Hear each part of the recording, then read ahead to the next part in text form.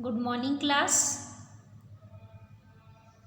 Yesterday already taught you about the definition, types, causes, pathophysiology, clinical sign and symptoms, and investigation of polycystic kidney disease. And today we'll continue the rest topic of polycystic kidney disease. We start from the complication. First complication is high blood pressure. High blood pressure is arise because of increased water retention in the body due to decrease or diminished renal function. Second one is loss of kidney function. There is loss of kidney function because of formation of multiple cysts in the kidney which decrease the kidney function. Next one is uremia. Due to the multiple cyst formation in the kidney is not able to excrete the waste product above their normal level, so it causes uremia. Next one is hepatic cyst. I have already told you about that. If any cyst present in the kidney, then it will also cause the infection and formation of cyst in the surrounding organs like GI tract, like respiratory tract, etc. Next one is hepatic valve abnormality. Heart valve abnormalities. When PKD happens, the valve no longer close properly, which allow blood to leak the backward. Specially in case of PKD maximum जो patient होते हैं जिनको PKD होता है उनमें हमको heart wall abnormalities भी देखने को मिलती है. So it is also one of the most common complication. Next one is colon problem. Weakness and pouches or scar formation in the wall of colon, that is called diverticulosis, may also develop in the people with polycystic kidney disease. Next we'll talk about the management. So first management is to treat the high blood pressure. सबसे पहले हमको यहाँ पे high blood pressure को treat करना है, क्योंकि patient की जो किडनी है उसमें मल्टीपल सिस्ट फॉर्मेशन हो गया. सिस्ट फॉर्मेशन की होने की वजह से जो भी नेफ्रॉन्स है किडनी से डैमेज हो रही है, और किडनी का जो फंक्शन है वाटर रीअब्जॉर्प्शन करना, यूरिन फॉर्मेशन करना, एक्सेस वाटर को बॉडी से रिमूव करना, ये सारे फंक्शन किडनी परफॉर्म सही तरीके से नहीं कर पा रही है. तो हम यहाँ पे क्या होगा, जैसे जैसे बॉडी में वाटर का रिटेंशन होगा, ब्लड का वॉल्यूम इंक्रीज हो रहा है and that increase the blood pressure. So to treat the blood pressure we will give anti-hypertensive drug, for example ACE inhibitor, that is angiotensin converting enzyme inhibitor, for example captopril. Next drug category, that is angiotensin 2 receptor blocker ARBS, for example valsartan, telmisartan. It is used to control the high blood pressure. Another management that is also most important, dietary restriction. Consuming a low sodium low fat diet that's moderate in protein and calorie content, with not smoking, increasing exercise, reducing stress may help to control the high blood pressure. Dietary restriction में हमको सबसे जो important है वो ध्यान देना है कि पेशेंट को हमको लो सोडियम डाइट देना है. लो सोडियम डाइट क्यों देना है, ऑलरेडी पेशेंट की बॉडी में क्या हो गया है, पोटेशियम की कमी है और सोडियम का एक्सेस हो गया है, यानी कि सोडियम का एक्सेस हो रहा है, यानी कि बॉडी में वाटर का रिटेंशन हो रहा है. तो पेशेंट को हमको लो सोडियम डाइट देना है, साथ ही साथ लो फैट डाइट भी लो देना है, क्योंकि ऑलरेडी पेशेंट को हाई ब्लड प्रेशर भी है. तो अगर हम बहुत ज़्यादा फैटी डाइट देंगे तो क्या होगा, कोलेस्ट्रॉल जो है वो ब्लड वेसल्स की वॉल्स में एक्यूमुलेट हो जाएगा and that also cause narrowing of blood vessels and result in high blood pressure.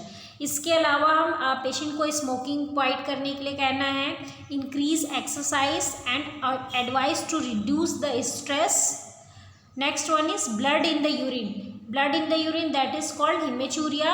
So to reduce the such problem like hematuria, advise the patient to drink the plain water to dilute the urine as soon as you notice blood in the urine. जैसे ही हमको दिखता है कि patient के blood में urine में blood आ रहा है तो हमको पेशेंट को एडवाइस करना है कि आपको क्या करना है, बहुत सारा पानी पीना है, प्लेन वाटर जो है बहुत सारा पीना है, जिससे कि जो सिस्ट है वो धीरे धीरे क्या होने लगे, उसकी वजह से जो ब्लड यूरिन में जो ब्लड आ रहा है वो उसका जो अमाउंट है वो कम आने लगे। क्यों?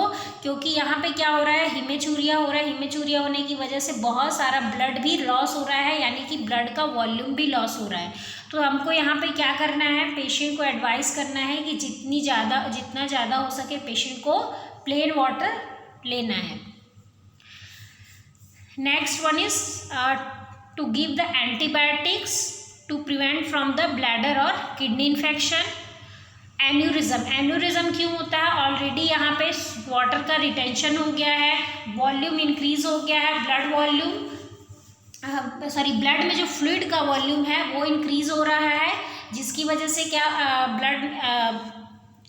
एन्यूरिज्म यहाँ पे होने का रीज़न ये है कि जैसे जैसे बहुत हाई ब्लड प्रेशर होता जाएगा, यानी कि बॉडी में ब्लड प्रेशर जैसे जैसे हाई होता जाएगा, इसकी वजह से क्या होता है, अगर किसी भी ब्लड वेसल्स में ब्लड है बहुत ही फोर्सफुली फ्लो हो रहा है, तो उसकी वजह से क्या होते हैं, ब्लड वेसल्स जहाँ से उनकी वॉल्स वीक रहती है वो रप्चर हो जाती है। रप्चर होने की वजह से या फिर पहले वहाँ पे बल्ज फॉर्मेशन होता है, बल्ज फॉर्मेशन होने के बाद वो रप्चर हो जाती है और वो क्या कॉज कर सकती हैं, ब्लीडिंग कॉज कर सकती है। तो एन्यूरिज्म को अगर हमको प्रिवेंट करना है, एन्यूरिज्म को अराइज होने से प्रिवेंट करना है, तो हमको क्या करना पड़ेगा, पेशेंट को एंटी हाइपरटेंसिव ड्रग देना होगा।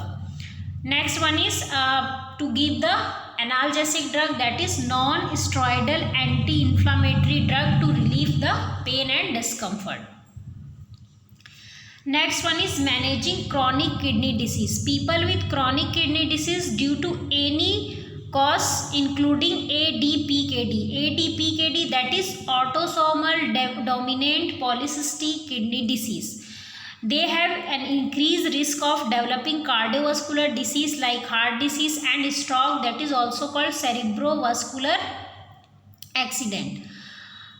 This is why reducing any other cardiovascular risk factor is so important. जो भी किडनी फेलियर वाले पेशेंट होते हैं या जिनको भी रीनल सिस्टम से रिलेटेड कोई भी प्रॉब्लम हो, जैसे कि अभी हम यहाँ पे पॉलीसिस्टिक किडनी डिसीज़ के बारे में पढ़ रहे हैं, तो अगर वो मेडिकेशन से ट्रीट नहीं हो रहा है, डाइटरी रेस्ट्रिक्शन कर रहे हैं, हम पेशेंट का यूरिन आउटपुट प्रॉपर कर रहे हैं, दूसरी चीज़ हम एंटी हाइपरटेंसिव ड्रग दे रहे हैं, इसके बाद भी अगर पेशेंट का जो प्रॉब्लम है वो कंट्रोल नहीं हो रहा है, then it will converting into the chronic kidney disease. तो उसमें कन्वर्ट किस में हो रहा है, वो क्रॉनिक किडनी डिसीज में। और क्रॉनिक किडनी डिसीज में जो मैक्सिमम पेशेंट होते हैं उनको हार्ट से रिलेटेड प्रॉब्लम्स होना स्टार्ट हो जाता है। इसीलिए कभी भी जो पॉलीसिस्टिक किडनी डिसीज़ वाले जो पेशेंट होते हैं उनमें सबसे पहले हार्ट से रिलेटेड जो भी कॉम्प्लिकेशन आते हैं उनको हमको सबसे पहले मैनेज करना बहुत ही इम्पॉर्टेंट होता है। So there are some surgical intervention for the ADPKD, that is autosomal dominant polycystic kidney disease, which include the following. So first one is surgical drainage. सबसे पहले हम क्या करते हैं, सर्जिकली ड्रेन करते हैं, that is called surgical drainage.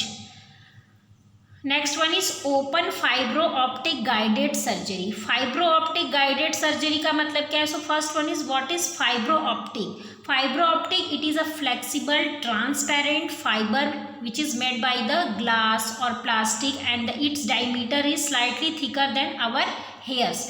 ये जो फाइब्रो ऑप्टिक्स जो होते हैं वो एक तरह के फाइबर्स होते हैं जो कि ग्लास या फिर प्लास्टिक से बनाए जाते हैं, जो कि हमारे अगर हेयर का जो थिकनेस होता है उसके अगर हम कंपेयर करें तो उससे थोड़े से ये थिक होते हैं।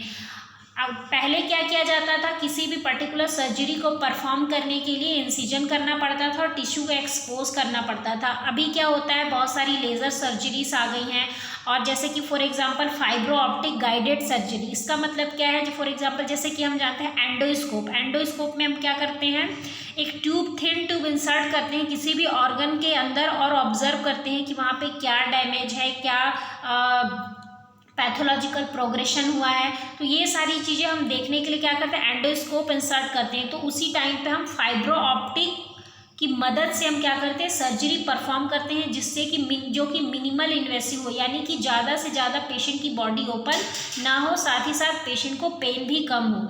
So it is the open fibro optic guided surgery. Next one is nephrectomy. Nephrectomy that is the removal of all और पार्ट ऑफ अ किडनी। इसमें हम क्या करते हैं, जितने पार्ट जो किडनी का जो बहुत ज़्यादा डैमेज हो गया उस पार्ट को हम रिमूव करते हैं, या अगर होल किडनी अगर बहुत ज़्यादा डैमेज हो गई है तो उसके वजह से हमको क्या करना पड़ता है, पूरे होल किडनी को ही हमको रिमूव करना पड़ता है। So removal of a kidney और a part of kidney that is called nephrectomy. It has two types. First one is total nephrectomy. In this total removal of a kidney, and the partial nephrectomy. In the partial nephrectomy there is removal of any part or segment of a kidney.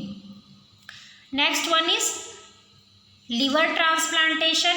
Liver transplantation हम कब करते हैं, जब हमारे पास दूसरा option नहीं है, अगर पेशेंट का जो किडनी है बिल्कुल पूरी तरह से डैमेज हो गया है तो भी हम किडनी ट्रांसप्लांटेशन करते हैं, that is also called renal transplantation. Next one is liver transplantation. Liver transplantation यहाँ पे क्यों करना पड़ता है, अभी मैंने आपको बताया था कि मैक्सिमम जो पेशेंट होते हैं पीकेडी वाले, उनमें जो हिपैटोमेगैली हो जाते हैं। Hepatomegaly that is enlargement of liver.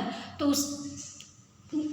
उसकी वजह से क्या होता है, जो लिवर है उसका साइज बहुत ही इंक्रीज हो जाता है। So there is need of liver transplantation. तो उस केस में हम लिवर ट्रांसप्लांट करते हैं। Patient with ADPKD that is autosomal dominant polycystic kidney disease who progress to end stage renal disease may also require the following procedures. इसके अलावा हम अगर पेशेंट बहुत ही लास्ट स्टेज में, अगर जब उसके पूरे किडनी जो प्रॉपर जो उसके रीनल सिस्टम है, रीनल फंक्शन है बिल्कुल डिमिनिश्ड हो गया है, तो उस केस में हम डायलिसिस परफॉर्म करते हैं। And second one is renal transplantation. मैं रीनल ट्रांसप्लांटेशन के बारे में आपको बता चुकी हूँ। अभी हम लोग पढ़ेंगे हीमोडायलिसिस क्या होता है एंड पेरिटोनियल डायलिसिस क्या होता है। तो सबसे पहले हमको ये देखना है what is dialysis. So dialysis it is a way of cleaning your blood when your kidney can no longer do the job. Dialysis क्या है, it is a way of cleaning your blood. इसके through हम क्या करते हैं, किसी भी particular patient की बॉडी में जो ब्लड है उसको क्लीन करते हैं, जब जो किडनी है वो हमारे ब्लड को प्यूरिफाई करने में एबल नहीं है। And it gets rids of your body waste, extra salt and water and helps to control the blood pressure. ये डायलिसिस के थ्रू क्या होता है, ये हमारे बॉडी से जितने भी वेस्ट प्रोडक्ट हैं उनको एक्सक्रीट आउट करता है, एक्स्ट्रा सॉल्ट एंड वाटर को एक्सक्रीट आउट करता है, and it will helps to control the blood pressure. और ये हाई ब्लड प्रेशर जो हो रहा है किडनी के फंक्शन डिमिनिश्ड होने की वजह से, उसको ये रेगुलेट करता है। So there are two types of dialysis. First one is hemodialysis and second one is peritoneal dialysis. So first one is hemodialysis. In this, blood is pumped out of your body to an artificial kidney machine and returned to your body by tubes that connect to your machine.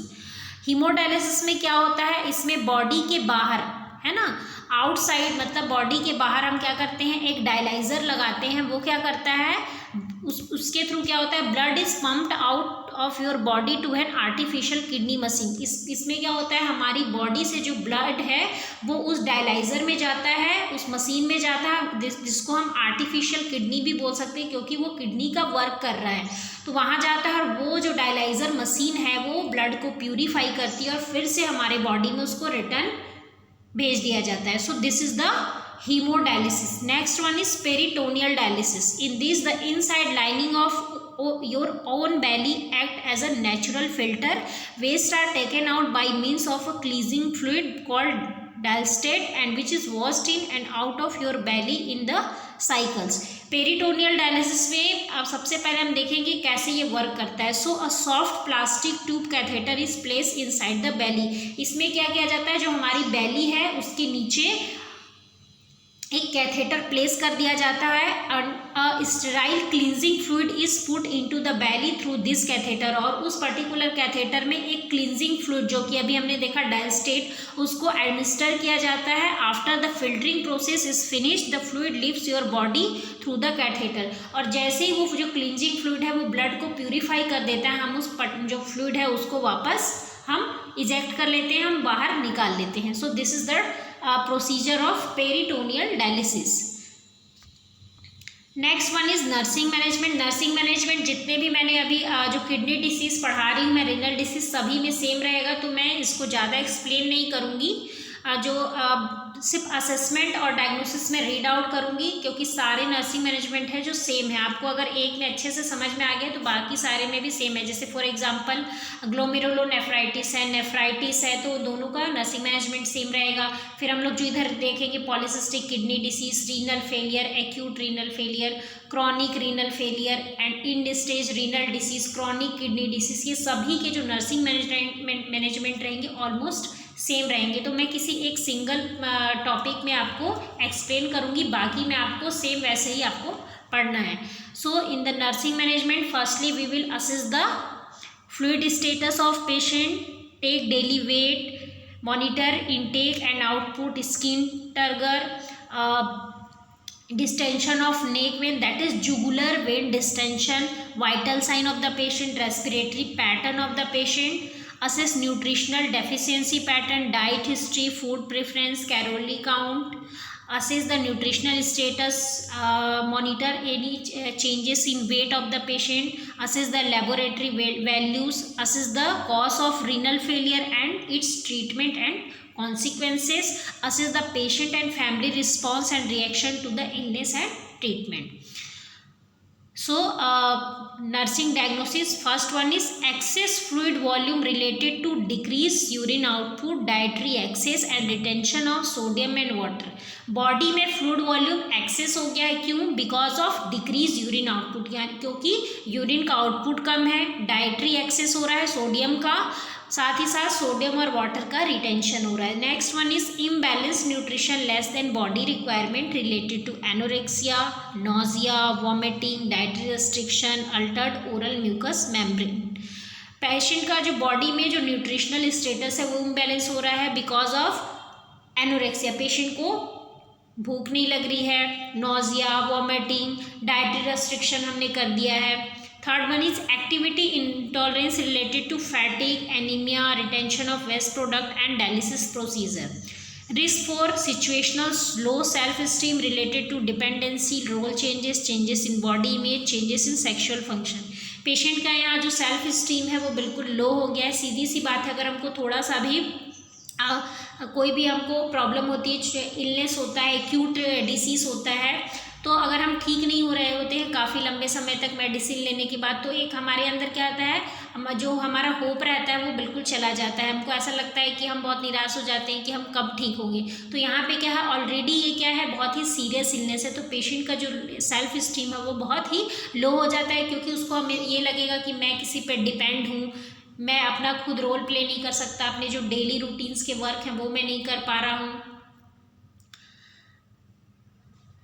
Risk for ineffective coping, access fluid volume, anticipatory grieving, knowledge deficit, ये अलग अलग nursing diagnosis हैं जो आप जितने भी renal disease हम लोग पढ़ेंगे सभी में आप इसको यूज़ कर सकते हैं. Take then the nursing intervention, take the patient history, perform the assessment, monitor vital signs, renal function, daily weight, give the prescribed drug including antihypertensive drug, obtain a specimen to find out the serum electrolyte level, like especially for the potassium which is decreased in the case of diminished renal function. Provide comfort to the patient, provide fluid and food which is based on the patient condition, and encourage the increased fluid if the patient has a urinary tract infection and restriction of fluid. Provide supportive care to minimize the symptoms. Obtain specimen, individualize the patient care as appropriate as possible, and allow the patient to verbalize his feeling and concern about the progression of disease, and provide the support, guidance and counseling to the patient. Next is prepare the patient for dialysis. Encourage the parents of a child with the infantile form of PKD. हमने एक infantile type का PKD पढ़ा, तो उसमें हमको parents को क्या करना है, इनकरेज करना है कि आप जेनेटिक काउंसलिंग लें. Prepare the patient and his family for the renal transplantation of surgery and refer the patient and his family to the community and social service for the support and for the social rehabilitation. Carefully control the blood pressure of the patient. Proper treatment with antibiotics to prevent the bladder infection. Lot of fluids when blood in the urine is first noted to relief from the hematuria. Medication to control the flank pain. A healthy lifestyle is advised to the patient. Drink a lot of water throughout the day. Avoid the caffeine in all beverages. So this is the prevention and nursing management of polycystic kidney disease. Thank you.